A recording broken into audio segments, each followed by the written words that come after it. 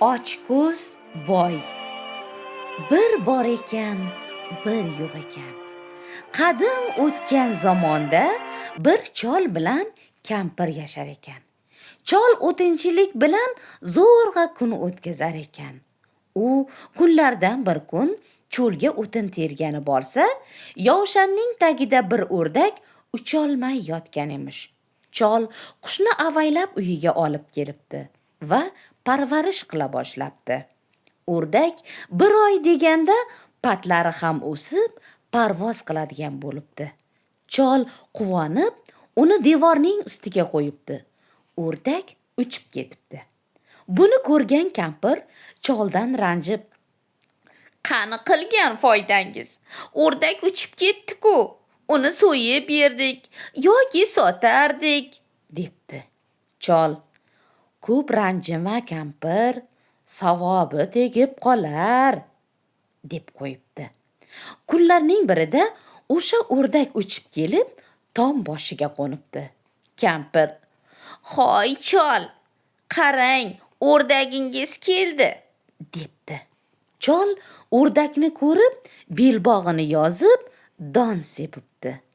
Ammo o'rdak donga tushmay, belboqqa tumshug'idan bir hovuch gavharni tashlabdi-yu, uchib ketibdi. O'zida yo'q xursand bo'lgan chol gavharlarni do'konlarga olib borib, katta pulga sotibdi.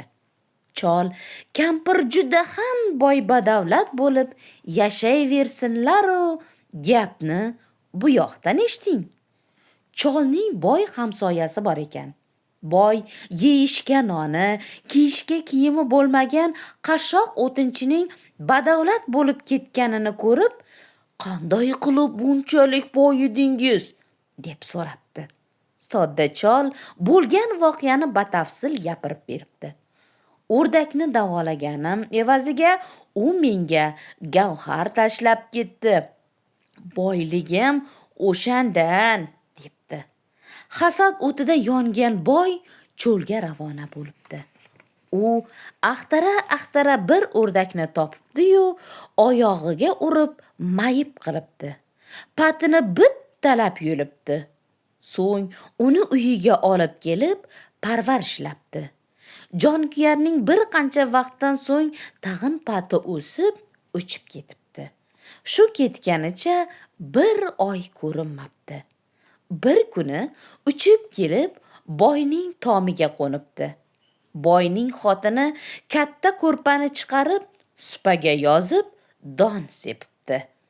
O'rdak tomda turgancha bir dona tarvuz urug'i tashlab ketibdi. G'azablangan boy qarasa o'rdak osmonu falakda parvoz qilib ketayotganmish. Boy o'tgan ishga salovat deya tarvuz urug'ini yerga ekibdi. Urug' bir kunda unib chiqib, ikkinchi kuni hosilga kiribdi. Bir haftada qulochga sig'maydigan katta tarvuz paydo bo'libdi.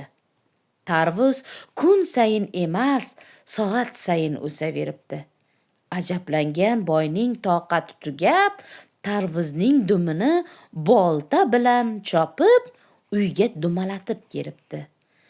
"Ancha gavhar chiqsa kerak, qo'shnimning ko'zi tushmasin", deb eshikni ham qulflab qo'yibdi. So'ng xotin tarvuzni so'yishibdi. Uning ichidan gavhar emas, kattakon bir ajdarho chiqib, boy bilan xotinini yutib yuboribdi. Shunday qilib, ochko'z, to'ymas boyning mol-mulki ham chol kampirga qolibdi. Aziz bolajonlar, shu bois barchaga va har bir ishga havas ko'zi bilan qarash lozim. Zinhor hasad ko'zi bilan emas. Bugungi ertagimiz o'z nihoyasiga yetdi. Sizlarga esa xayrli tun tilaymiz azizlar.